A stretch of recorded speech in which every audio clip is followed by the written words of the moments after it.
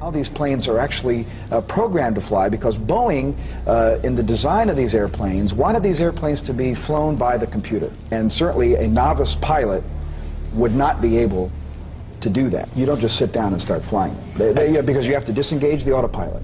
It's already on a pre-programmed flight, and so you have to take it off of that flight and literally then hand fly it. And also there's the airplane has something called auto throttles, and that's being used during the flight, meaning that the power is managed by the computer.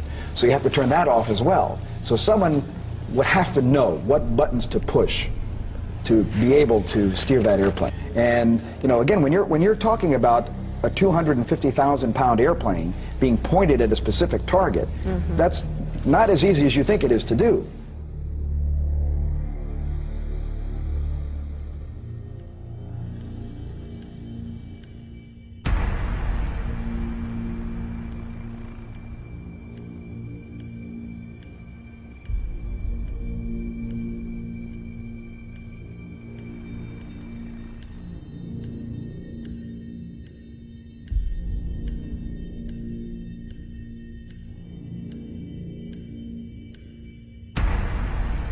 One of the scenarios in Operation Northwoods was to take a regularly scheduled commercial airliner and take a similar type plane, paint the tail numbers up to resemble that of the commercial airliner, fly it by remote control out over the Caribbean, and by remote control blow it up after sending a tape-recorded message saying, "Help, we're being attacked by Cuban MiGs."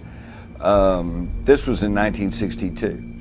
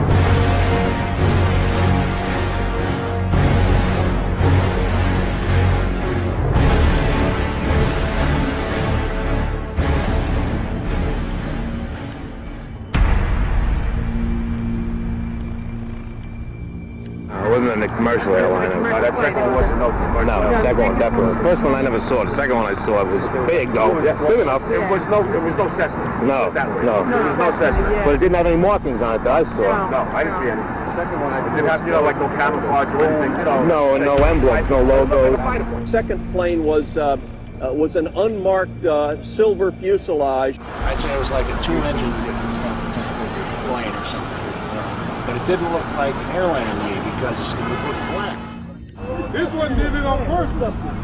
Okay. A black plane. Yeah, we see it going around. He went. Yeah, we just saw it. A black plane. Yeah, we see it going around. He went. Another plane. The plane wasn't no airline or anything. It was a twin-engine, big gray plane. When you saw the second one happen, what did it look like? And it was a smaller, much smaller plane, but someone said it looked like a military plane, but I'm not sure. I don't know much about airplanes. Mark, were you close enough to be able to see any markings on the airplane? It definitely did not look like a commercial plane. I didn't see any windows on the sides. No, it was a black plane. It looked like a fighter jet. It looked like a fighter jet.